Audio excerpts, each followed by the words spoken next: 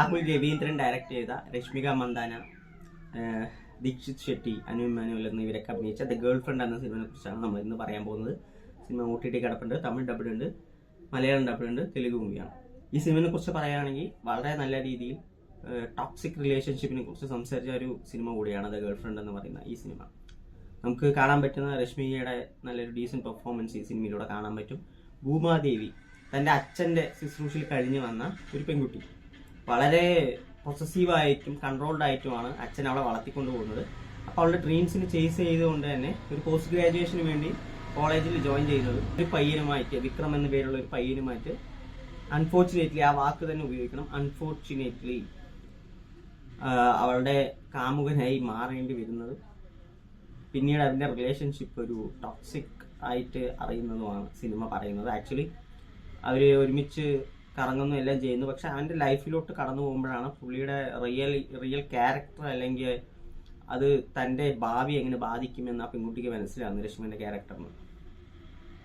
അതിന് കാണിച്ചൊരു സീനുണ്ട്, അത് ഭയങ്കര ബ്രില്യൻ്റ് ആയിരുന്നു. കാരണം ആ ഒരു മിറർ സീൻ, നായകൻ്റെ വീട്ടിൽ ചെന്ന് തൻ്റെ അമ്മനെ കാണുന്ന ഒരു സീനുണ്ട്.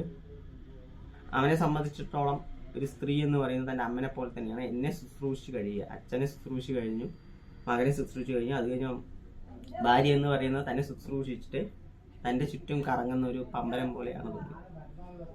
തൻ്റെ ഡ്രീം, ആ പെൺകുട്ടിയുടെ ഡ്രീമിനെ കുറിച്ചൊന്നും ബോധമല്ല. എന്തിനാ ഡിഗ്രി ഒക്കെ, എന്തായാലും കുട്ടി ജനിക്കുന്നു, അതുവരെ എന്നെ നോക്കുന്നു, അതിന് കുട്ടി ജനിക്കുന്നു, കുട്ടീനെ എന്നെയും ചേർത്ത് നോക്കുന്നു, വീട് നോക്കുന്നു, എനിക്ക് നേരത്തിന് ഭക്ഷണം വെച്ച് തരുന്നു.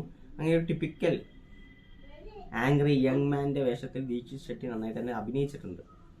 പിന്നീട് അതിൻ്റെ when she moved on from that relationship എന്തൊക്കെ കാര്യങ്ങളാണ് നടക്കുന്നതെന്നും ഇവിടെ കാണിക്കുന്നുണ്ട്. ഹൗ ബിക്കം, അവൾ എങ്ങനെയാണ് തൻ്റെ ഡ്രീം അച്ചീവ് ചെയ്തോ, ഈ റിലേഷൻഷിപ്പ് കൊണ്ടുപോയോ എന്ന് തുടങ്ങിയ കുറേ ചോദ്യങ്ങൾക്കുള്ള ഒരു ഉത്തരം കൂടിയാണ് ദ ഗേൾ ഫ്രണ്ട് എന്ന് പറയുന്ന സിനിമ.